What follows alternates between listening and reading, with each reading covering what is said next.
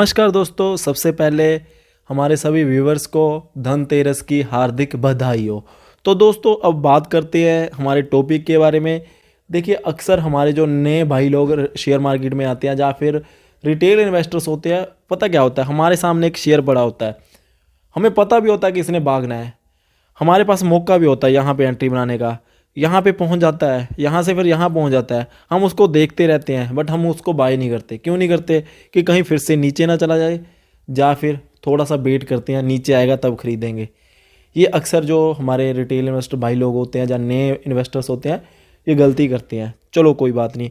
अब कुछ लोग होते हैं जिन्होंने बाय चांस यहाँ पे ख़रीदा होता है, वो जब यहाँ पे पहुँचता है बेच देते हैं कि भाई इसमें तो पैसा कमा लिया इस शेयर में, तो आगे किसी और शेयर में पैसा कमाया जाएगा। अब तो मैं आपको एक बात बोलना चाहता हूँ। देखिए गाइज, टाटा पावर के बारे में काफ़ी न्यूज़ निकल के आ रही है, उसको मैं थोड़ी देर बाद बताता हूँ। पहले ये बात सुन लीजिए। अगर कोई 50 पैसे वाला शेयर 2500 का हुआ है ना, टाइटन, अगर राकेश झुनझुनवाला जी का आपको पोर्टफोलियो देखने में लग रहा है कि भाई इतना भयंकर पोर्टफोलियो, इतनी बड़ी अमाउंट का पोर्टफोलियो, तो उन्होंने 50 पैसे के ऊपर अगर टाइटन को ख़रीदा था तो 2500 तक उन्होंने अभी भी होल्ड करके रखा है। ऐसा नहीं है कि उन्होंने बेच दिया है। हमारा क्या होता है, 20% कोई शेयर भागा है, ये आ जाता है, कहीं प्रॉफिट बुकिंग तो नहीं आ जाएगी, बेच दें, ये कर दें, वो कर दें। तो जब तक ये चीज़ें रहेंगी तो हम जो हमारे रिटेल इन्वेस्टर भाई लोग होते हैं, मल्टीबैग रिटर्न कहाँ से लेंगे? तो गाइस देखिए, अगर 50 पैसे वाला शेयर 2500 का हुआ है ना, तो उसके रास्ते में 5 रुपये भी आए हैं, 50 रुपये भी आए हैं और 500 रुपये भी आए हैं। मैं पहले भी बोल चुका हूँ ये बातें। तो 2500 के ऊपर अगर जाना है उस शेयर ने, तो उसको ये सारे लेवल्स को पार करना होता है। हमारा तो हर एक लेवल के ऊपर ये हो जाता है कि भाई प्रॉफिट बुक करना था, प्रॉफिट बुक करना था, ठीक है कर लें, थोड़ा सा नीचे चला गया, गलती कर दी। तो गाइज़ मैं यही बात बोलना चाहता हूँ, फ्यूचरिस्टिक होकर सोचिए। लॉन्ग टर्म वालों को जो शेयर मार्केट से पैसा बन सकता है, अगर उस चीज़ को थोड़ी पेशेंस के साथ समझा जाए ना, तो आपको पता चलेगा कि भाई कितना पैसा बनता है शेयर मार्केट से। ठीक है, तो इस बात को यहाँ पे थोड़ा सा स्किप करते हैं। सबसे पहले बता दूं कि टाटा पावर के बारे में एक जो प्लस न्यूज़ निकल के आ रही है कि कंपनी प्लान कर रही है कि हमारी जो ऑपरेशनल प्रॉफिट्स हैं उनको थोड़ा सा इंक्रीज़ किया जाए, ऑपरेशनल प्रॉफिट्स के मार्जिन को इंक्रीज़ किया जाए। तो उसके लिए इनकी प्लानिंग्स वगैरह काफ़ी चीज़ें चल रही है, डिटेल में आगे बात करेंगे। तो ये एक प्लस पॉइंट हो गया। दूसरा प्लस पॉइंट ये आ रहा है कि टाटा पावर वगैरह इनका कोई पंजाब, हरियाणा और राजस्थान के साथ कोई एग्रीमेंट वगैरह कुछ बातें चल रही है कि 5 रुपये 40 पैसे पर यूनिट के हिसाब से ये उनको इलेक्ट्रिसिटी वगैरह बेचेंगे, क्योंकि आपको पता है कि कोल की किल्लत चल रही है पूरे इंडिया में, जिसके चलते हुए ये चीज़ें बाहर निकल के आ रही है। तो अपने आप में प्लस पॉइंट है। तो देखिए गाइज, आज मैंने आपको टेलीग्राम चैनल के ऊपर भी अपडेट दिया था कि शेयर आज फिर से गैप अप ओपनिंग दे रहा है। तो गाइज देखिए, वो सिर्फ आपको मैं इन्फॉर्मेशन नहीं देना चाहता था, आप इसका पैटर्न देखिए गाइज। देखिए 28 रुपये वाला शेयर जो 2020 में 28 का था, वहाँ से लगभग 8 गुना हो गया है, लगभग 8 गुना हो गया है। फिर भी मैं आपको बोल रहा हूँ कि खरीद के चलिए। मैंने आपको 80 के ऊपर बोला, मैंने आपको 100 के ऊपर बोला, मैंने आपको 120 के ऊपर बोला, 160 के ऊपर बोला, 200 के ऊपर बोला, 230 के ऊपर बोल रहा हूँ। देखिए गाइज, एक बात समझ के चलिए, अगर आप किसी शेयर को यहाँ पे खरीदते हो, 20% वो शेयर भागता है, यहाँ पे उसको बेच के आपको लगता है कि भाई मार्केट रैली में हम इसको यहाँ पे बेच के कोई और शेयर ले लेंगे। तो गाइज देखिए, जो आपने कोई और शेयर लेना है वो भी तो गाइज रैली में है ना, उसके लिए भी तो मार्केट रैली में है ना। तो अगर ये शेयर मार्केट करेक्ट होने की वजह से नीचे जा सकता है, तो ये वाला भी जा सकता है ना। तो होता क्या है, हम खाम खा ऐसा कोई बढ़िया सा शेयर जो हमने ख़रीदा होता है उसको बेच के निकल जाते हैं। तो मैं आपको यही बात बोलना चाहता हूँ कि फ्यूचरिस्टिक होके सोचिए। मैंने आपको ऑलरेडी पहले भी बोला था कि ये जो कंपनी आपका काफ़ी पैसा बना के दे सकती है। तो गाइस देखिए, यहाँ पे अगर मैं एक टारगेट बोलूँगा कि 1800 600, हो सकता है कि कई लोगों को वो चीज़ें ना लगे, बट गाइस देखिए आने वाले टाइम में थोड़ा सा लॉन्ग चलोगे ना, तो आपको ये टारगेट्स डेफिनेटली देखने को मिलेंगे। ये मैं आपको आज बोल रहा हूँ, किसी दिन यही वीडियो में यही बात सुनवाऊँगा कि मैंने आपको बोला था। ठीक है, अब पॉइंट क्या आता है कि एंट्री कहाँ पे बनाई जाए। ये क्वेश्चन बहुत ज़्यादा आता है कि टाटा पावर में कहाँ पे एंट्री बनाई जाए।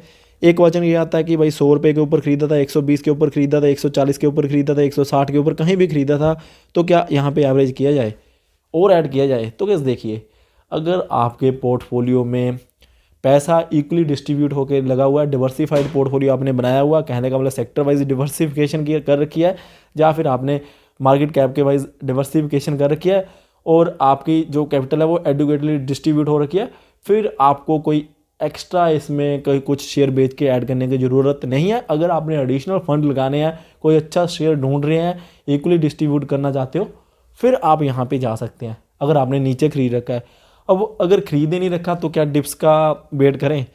तो गाइस देखिए, अब मैं आपको बताता हूँ।